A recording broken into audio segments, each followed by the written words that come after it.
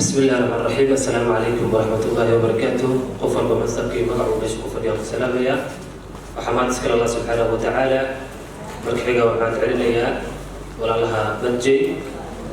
وواحد له فرقة ما مركي يقولي سوق يبقى حفلة داني أبطل وليغا سيد الشيء هو شاك إن بدل يعني وقت آمن ليس عطاء هذا على عصر هو شيء طبعا سنة إلى جلسة يعني إن أبغى على كفالة هذا جريتان قبل تجين وياهي لبيت طبعا سنة مركو واحد له فرقة مركو هذا كان يعني دير مديرها أرضي ناس يرير على كفالة هذا ذات كمان تدين كنا بهاي يدوي هاوريان أي أبو يعني إذا كنت هجيري حب ولا ملعب هذا إذا كنا بدشان بوسكور ومحايا جيل بجيل كتبين دونه